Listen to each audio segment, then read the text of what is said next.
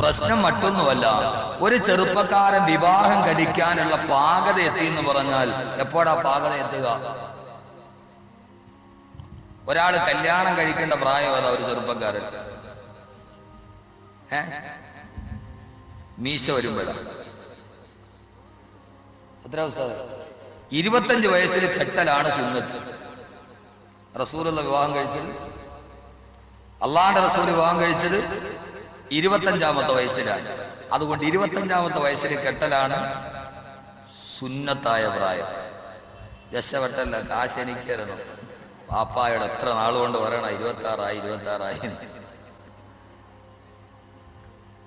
ഒരു വാത് നടത്തിയാൽ എന്തൊക്കെ ഗുണമുണ്ടെന്ന് നോക്കി പള്ളിക്ക് ഷീറ്റിടാം, കെട്ടാത്തവർക്ക് കെട്ടാം. വലിയ ഫീഹ മആരിബു ഉഖറ, ഇനിയും പല പല പ്രയോജനങ്ങൾ. അള്ളാഹു മനസ്സിലാക്കാൻ തൗഫീഖ് നൽകട്ടെ. സഹോദരങ്ങളെ, ഒരു ചെറുപ്പക്കാരൻ വിവാഹം കഴിക്കാനുള്ള പാകത എന്താ? അള്ളാന്റെ റസൂൽ അതിന്റെ പരിധി പറയുകയായ യുവാക്കളുടെ സമൂഹമേ,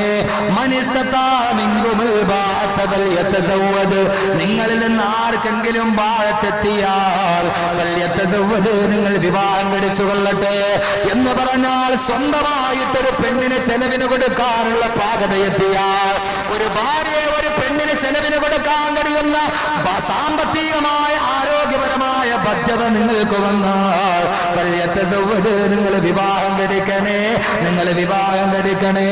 അള്ളാന്റെ പ്രവാചകൻ പറഞ്ഞതെന്താ? കല്യാണം കഴിക്കേണ്ടത് എപ്പോഴാ? സ്വന്തമായിട്ടൊരു പെണ്ണിനെ പോട്ടാ പാകതയെത്തിയാൽ. അല്ലാതെ പെണ്ണിന്റെ വാപ്പായോട് പറഞ്ഞു മേടിക്കുന്ന സ്ത്രീധനം മേടിച്ചിട്ട് അവളെ പോട്ടാൻ കഴിഞ്ഞാലല്ല. അതാണത്തമില്ലാത്ത പരിപാടിയാണ്, അതാണത്തമില്ലാത്ത പരിപാടിയാണ്. സ്വന്തമായിട്ട് കൂലിവേല ചെയ്തിട്ടാണെങ്കിലോ ജോലി ചെയ്തിട്ടോ ഒരു പെണ്ണിനെ പോട്ടാൻ പാകതയെത്തിയാൽ അല്ലാഹുവിന്റെ റസൂൽ പറയുകയാ, നിങ്ങൾ വിവാഹം കഴിക്കണേ. ആ കല്യാണം കഴിച്ചാലുള്ള പ്രത്യേകത എന്താ? ഈ ലോകത്ത് വ്യഭിചാരമില്ലാതാകണമെങ്കിൽ, ഈ ലോകത്ത് മദ്യപാനമില്ലാതാകണമെങ്കിൽ, ഈ ലോകത്ത് കുടുംബ ബന്ധം നിലനിൽക്കണമെങ്കിൽ വിവാഹപ്രായമെത്തിയവൻ വിവാഹം കഴിച്ചേ വിട്ടു. അല്ലാഹുവിന്റെ റസൂൽ പറഞ്ഞു, ഇന്നഹു അഗളുൽ ബസർ, അത് നിന്റെ കണ്ണുകൾക്കൊരു പരിചയാണ്, അത് നിന്റെ കണ്ണുകൾക്കൊരു പരിചയാണ്. നീ ഒരു വിവാഹം കഴിച്ചാൽ പിന്നെ വേണ്ടാത്തടത്തേക്ക് നീ നോക്കുകയില്ല, ആവശ്യമില്ലാത്തതിലേക്ക് നിന്റെ കണ്ണ് പാഞ്ഞു പോവുകയില്ല. നിന്റെ ഗുഹ്യസ്ഥാനത്തിന്റെ കൊട്ടാരമാണ്, നിന്റെ ഗുഹ്യസ്ഥാനത്തിന്റെ കൊട്ടാരമാണ്, നിന്റെ ഗുഹ്യസ്ഥാനത്തെ കവർ ചെയ്യുന്ന ആവരണമാണ് നിനക്കാവ്. ഇത് നിനക്ക് ഹറാമ് ചെയ്യാൻ തോന്നില്ല, വികാരത്തിലേക്ക് നിനക്ക് താല്പര്യം വരില്ലെന്ന് അള്ളാന്റെ പ്രവാചകൻ നബി മുഹമ്മദ് മുസ്തഫ. അള്ളാന്റെ റസൂല് പറഞ്ഞു, ചെറുപ്പക്കാര് പ്രായമെത്തിയാൽ പെണ്ണ് കെട്ടിച്ചു കൊടുത്തോണം. ആ വിവാഹത്തിന് 2 ഗുണമുണ്ട്. ഒന്ന് കണ്ണിനെ സൂക്ഷിക്കും, മറ്റൊന്ന് ഗുഹ്യസ്ഥാനത്തിന് പരിചയമുണ്ടാകും.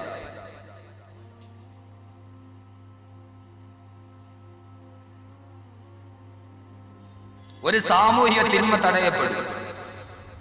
അള്ളാഹു തൗഫീഖ് നൽകട്ടെ, അള്ളാഹു തൗഫീഖ് നൽകട്ടെ. എന്റെ പ്രിയപ്പെട്ട സഹോദരങ്ങളെ, അതുകൊണ്ട് വിവാഹം എന്ന് പറയുന്നത് ജീവിതത്തിന്റെ ഏറ്റവും പ്രധാനപ്പെട്ട ഭാഗമാണ്.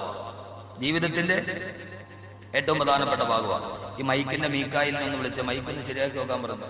ഇന്നലത്തെ അത്ര ഉഷാറില്ല. ഈ മൈക്കിനെ കൊണ്ട് ഏൽപ്പിക്കപ്പെട്ട മലക്കോടെ പോയി. അള്ളാഹു തൗഫീഖ് നൽകട്ടെ. ഈ 3 ദിവസം കേട്ടിട്ട് ജീവിതത്തിൽ ചില പ്രയോജനങ്ങളൊക്കെ ഉണ്ടായിട്ടുണ്ടല്ലോ, അത് മതി ഇൻഷാ അല്ലാഹ്. ഇന്ന് നമ്മൾ പറയാൻ പോണത് ഖുർആനിലെ കല്യാണം, ഖുർആനിലെ നേർച്ച. ഈ കുടുംബത്തിൽ നടന്നത് മുഴുവനും ഇൻഷാ അല്ലാഹ് പറയാം. അള്ളാഹു തൗഫീഖ് നൽകട്ടെ.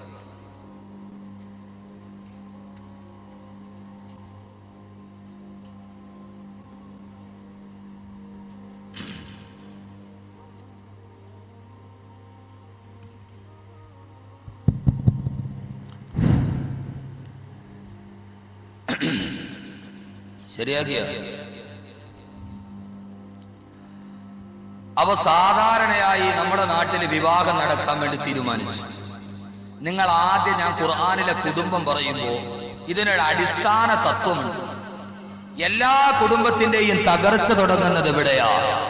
ആ തകർച്ച തുടങ്ങുന്നത് എവിടെയാണെന്നറിഞ്ഞാൽ ഇനി ഞാൻ പറയുന്ന കാര്യങ്ങൾ കേട്ടോളിൻ. അള്ളാഹു അത് സൂക്ഷിക്കാൻ തൗഫീക്ക് നൽകട്ടെ. നമ്മളൊരു വിവാഹം നടത്താൻ തീരുമാനിച്ചു.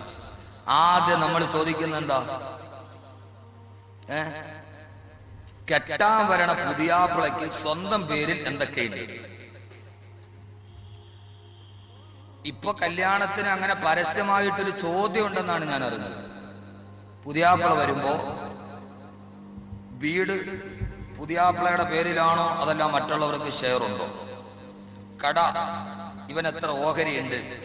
നമ്മൾ സാധാരണ നോക്കുന്നത് എന്താ? ഒരാൾ നമ്മുടെ മോക്ക് വിവാഹം ആലോചിച്ച് വന്നാല് നമ്മൾ ആലോചിക്കുന്ന ആദ്യം ചോദിക്കുന്ന എന്താ? അവന്റെ പേരിൽ എന്തുണ്ടെന്നാണ്. നിങ്ങൾ ആദ്യം നോക്കിക്കോളീൻ. ഏത് കുടുംബ ബന്ധത്തിന്റെയും ഭാര്യ ഭർത്തൃബന്ധത്തിന്റെയും അടിസ്ഥാനം മതബോധമാണ്. മതബോധമില്ലാത്തവരെ സംബന്ധിച്ചോളം ഞാൻ ഈ 3 ദിവസം പറഞ്ഞു ബാധകമല്ല. നാളെ എനിക്ക് വിവാഹത്തിന്റെ 3-ാം ഘട്ടത്തിൽ എത്തണമെന്ന് ആഗ്രഹമുള്ളവൻ ഇത് പറഞ്ഞിട്ട് കാര്യമുള്ളൂ, അല്ലാത്തവന് എന്നെ പറഞ്ഞിട്ട് കാര്യമില്ല. മതം ഇല്ലാത്തവന്, മതബോധമില്ലാത്തവരോട് ഇത് പറഞ്ഞിട്ട് വേറെ യാതൊരുവിധ കാര്യവുമില്ല. അള്ളാഹു മനസ്സിലാക്കാൻ തൗഫീക്ക് നൽകട്ടെ. അതിന് അത്രയും കസേര ഇടയ്ക്കൊന്ന് ഒഴിവാക്കിയിട്ട് ഒന്നും മുമ്പോട്ട് വരെയിരിക്കും. ഈ കസേരയിൽ ഇരിക്കുന്നു, ഒന്നും മുമ്പോട്ട് വരും. എഴുന്നേക്ക്, എല്ലാവരും എഴുന്നേക്ക്. പുറകു വരെ ഇരുന്നവർ മുമ്പോട്ട് വരെയിരിക്കും. അള്ളാഹു തൗഫീക്ക് നൽകട്ടെ. അള്ളാഹു നാളെ ഇതേപോലെ സ്വർഗത്തിന് മുമ്പോട്ടിരിക്കാൻ തൗഫീക്ക് നൽകട്ടെ. മുമ്പോട്ട്. ഒരിക്കലും നമ്മൾ പുറകിലോട്ട് പോയത് ജീവിതത്തിലും പുറകിലോട്ട് പോകും. മുമ്പോട്ട് വരും, ജീവിതത്തിലും മുമ്പോട്ട് വരും. അള്ളാഹു തൗഫീക്ക് നൽകട്ടെ.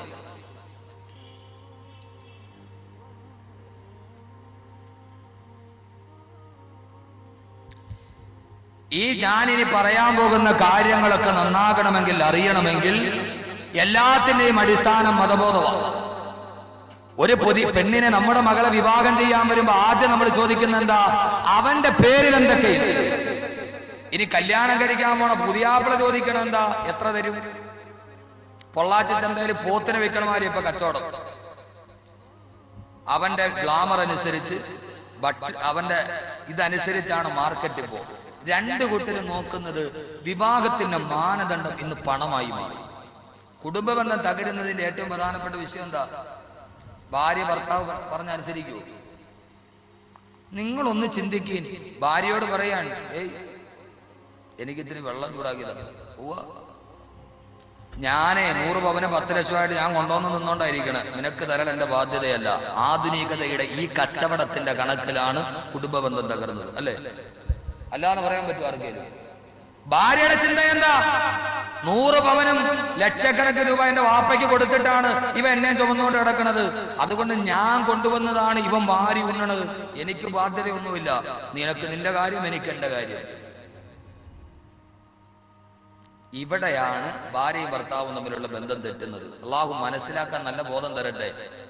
പരസ്പര സ്നേഹത്തിന്റെ മുടിയിഴകളിൽ കൂട്ടി ഇണയ്ക്കപ്പെടേണ്ട പരസ്പര സ്നേഹം ലാഭത്തിന്റെയും നഷ്ടത്തിന്റെയും കൂട്ടിക്കിഴച്ചിലുകൾക്കിടയിൽ, ഞാൻ കൊണ്ടുവന്നതിന്റെയും നീ വാങ്ങിച്ചതിന്റെയും ലാഭനഷ്ട കണക്കുകളുടെ ഇടയിൽ കുടുംബ ബന്ധം തകരാറാകുന്നു. ഭാര്യ നമ്മളെ അനുസരിക്കാത്തതിന്റെ ഏറ്റവും പ്രധാനപ്പെട്ട കാര്യം എന്തുവാ? എനിക്ക് രാവിലെ ഒരു അത്യാവശ്യം ഒരു കല്യാണം, ഈ ഷർട്ടൊന്ന് തേച്ച് താന്നി, എനിക്കൊരു സ്വർഗമാണ് എനിക്ക് പോവാ. എന്റെ വാപ്പാന്ന ഷർട്ട് കാശിനാണിപ്പോ ഷർട്ട് മേടിച്ചിട്ടേക്കണം. നീ പിന്നെ അതുകൂടെ തേച്ചും കൂടെ തരാം. എന്റെ വാപ്പാ തന്നതിന്റെ കഴിച്ചില്ല നീ മേടിച്ചത്. അപ്പൊ ഒരു ചെറുപ്പക്കാരൻ, എന്റെ പ്രിയപ്പെട്ട യുവാക്കളോട് ഞാൻ പറയാം, നിങ്ങൾക്കൊന്നും വേണ്ട പറഞ്ഞില്ല എന്നുള്ളത്. ഇങ്ങനെ ഒരു സമൂഹം ഉണ്ടാകട്ടെ. നമ്മൾ ചോദിക്കുന്ന എങ്ങനെയാ? എനിക്ക് ഇപ്പൊ ചോദ്യം എങ്ങനെയാണെന്നറിയാം? സ്ത്രീധനം. എനിക്ക് കുറച്ച് കൂട്ടുകാരുണ്ട് ഒരു നാടിന്റെ പേര് പറയൂല. അപ്പോ ഞാനവിടെ ചെന്നപ്പോ എന്നോട് ചോദിച്ചു, ഉസ്താദ് എന്റെ നാടിന്റെ അടുത്ത്, എന്റെ നാട് ഇടുക്കി ജില്ലയാണ്, അപ്പൊ അതിന്റെ തൊട്ടടുത്ത് കോട്ടയം ജില്ലയിലെ പ്രധാനപ്പെട്ട ഒരു സ്ഥലം. ഉസ്താദ് ഇപ്പോ എന്റെ സുഹൃത്തുക്കൾ, എന്റെ കൂടെ സ്കൂളിൽ പഠിച്ചവരും എന്റെ സഹപാഠികളൊക്കെയാ. അപ്പൊ കൊല്ലം തിരുവനന്തപുരത്തൊക്കെ ആണല്ലോ അല്ലേ ജോലി? ഞാൻ പറഞ്ഞു അതെ. അപ്പൊ അവിടെ പോകുമ്പോൾ നമുക്ക് പറ്റിയ ഒരു പെൺകുട്ടികൾ ഈ കൊല്ലം തിരുവനന്തപുരം ജില്ലയിലാണ് ഇത്രയും വലിയ സ്ത്രീധനം കൊടുക്കരുത്. വേറൊരിടത്തുമില്ല. ഞാൻ കഴിഞ്ഞ ദിവസം കണ്ണൂർ പോയി. കണ്ണൂര് ഞാൻ അവിടെ വെറുതെ ഇങ്ങനെ ചോദിച്ചപ്പോ കണ്ണൂരുകാരോട് വെച്ച് ഇവിടെ എങ്ങനെയാ സ്ത്രീധനമൊക്കെ? അവിടെ MBBS പാസ്സായ ഡോക്ടറിന് ഏറ്റവും കൂടുതൽ എല്ലാം കൂടെ 4 ലക്ഷം രൂപ. പണ്ടവും പണവും അച്ചാരവും വിചാരവും സർവ്വതും കൂടെ എത്രയാ? 4 ലക്ഷം രൂപ MBBS പാസ്സായ ഡോക്ടറിന്. നമ്മുടെ തിരുവനന്തപുരം കൊല്ലത്തോ ചുമ്മാ ഇരിക്കണ LMB ഇല്ല, LMB LMB എന്ന് പറഞ്ഞാൽ ലോകമഹാവാളി, അവന് കൊടുക്കണ അച്ചാര 4 രൂപ. ഒരു ജോലിയും കൂടി ഇല്ലാത്തവൻ അവനും വന്ന് ചോദിക്കണം എന്താ ഞെളിഞ്ഞു നിന്നിട്ട് 3 പെണ്ണിനെ പ്രസവിച്ച മാതാപിതാക്കളുടെ കാര്യം കഷ്ടമാണ്. കിടപ്പാടം വിറ്റിട്ട് ആ 3 പേരെ ഇറക്കാൻ പറ്റുള്ളൂ. ഒരു നല്ല തലമുറ ഉണ്ടാകണം. അഹമ്മദ് കബീർ ഉസ്താദിന്റെ വഅദ് കേട്ടിട്ട് എന്നെ ഇഷ്ടപ്പെടുന്ന ധാരാളം ചെറുപ്പക്കാരുണ്ട് ഇവിടെ. എന്റെ പുറകെ വഅദ് കേൾക്കാൻ ഇങ്ങനെ നടക്കുന്നവര്. നിങ്ങളോട് ഞാൻ പറയാം, ഒരു കല്യാണം കഴിക്കുമ്പോൾ ഒരു ആദർശ സമൂഹമായിട്ട് നിങ്ങൾ മാറണം. അള്ളാഹു തൗഫീഖ് നൽകട്ടെ, അള്ളാഹു തൗഫീഖ് നൽകട്ടെ. പാവപ്പെട്ട പെണ്ണിന്റെ വാപ്പ പലിശയ്ക്ക് മേടിച്ചുണ്ടാക്കിയ പൈസ വെച്ചിട്ട് നമുക്കെന്തിനാ ഒരു കാറും ഒരു വീടും? പാവപ്പെട്ട പിതാവ്, പെണ്ണിന്റെ പിതാവ് പലിശക്കെടുത്തിട്ടാ തരുന്ന, കാരണം ഇല്ലെങ്കിൽ പെണ്ണ് വീട്ടിയിരിക്കും. അപ്പൊ അവന്മാരെന്നോട് ചോദിച്ചു, ഉസ്താദേ ഇവിടെ കല്യാണത്തിന് ആർഭാടം എന്തോ ഒന്നുകൊണ്ട് തീരുവോ? അവൻ അച്ചാരം കൊടുക്കണം, സ്വർണ്ണം ഇട്ട് കൊടുക്കണം, നാത്തൂന് വളയിടണം, അമ്മായിയമ്മയ്ക്ക് വളയിടണം.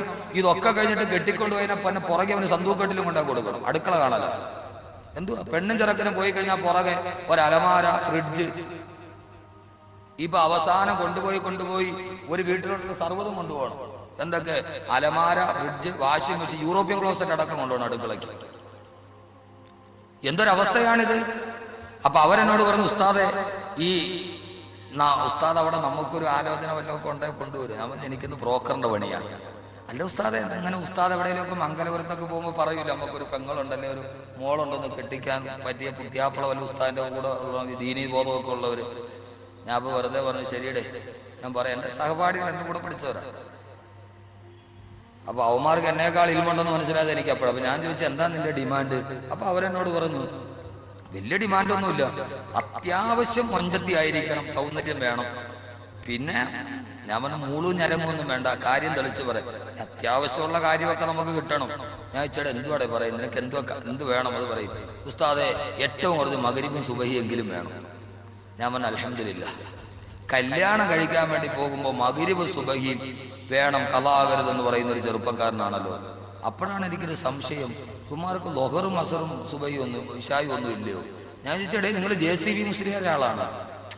നമ്മുടെ JCB മുസ്ലിയാരുണ്ടല്ലോ, ചേകന്നൂര് JCB മുസ്ലിയാര് പണ്ട് 2 പക്കത്തെ ഉള്ളെന്ന് പറഞ്ഞാണ് ആരോ വാതിനെ വിളിച്ചോണ്ട് പോയി. ഇപ്പൊ 9 വർഷം കഴിഞ്ഞു, ഇതേവരെ വാത് തീർന്നിട്ടുമില്ല, അയാളോട്ട് തിരിച്ചു വന്നിട്ടുമില്ല. JCB കൊണ്ട് തോണ്ടിയിട്ട് ആകെ ഒരു ചെരുപ്പ് കിട്ടുള്ളൂ, 2ാമത്തെ ചെരുപ്പ് കിട്ടിയിട്ടുമില്ല. അയാൾ 2 പക്കത്തെ ഉള്ളെന്ന് പറഞ്ഞ ആളാണ്. ഞാൻ വെച്ചാൽ നിങ്ങൾ അയാളുടെ ആളാണോ? ഈ വേറെ വക്കത്തൊന്നും നിങ്ങൾക്ക് വേണ്ടേ? അപ്പൊ ഈ സുബഹിയും ലൊഹറും ഇശായും ഒക്കെ ആരും നിസ്കരിക്കും, മഗ്‌രിബ് സുബഹി മാത്രം കളാവായിരുന്ന മതിയോ? അപ്പൊ പിള്ളേരെന്നോട്, ഉസ്താദെ ഞങ്ങൾ പറഞ്ഞത് മഗ്‌രിബ് സുബഹി എന്ന് പറഞ്ഞാൽ നിസ്കാരത്തിന്റെ കാര്യമൊന്നുമില്ല, ഞങ്ങൾ സ്ത്രീധനത്തിന്റെ കാര്യമാണ് പറഞ്ഞത്. കാരണം എന്താ, ഇപ്പൊ ഇതാ പുതിയ കോഡ്. എനിക്കൊന്നും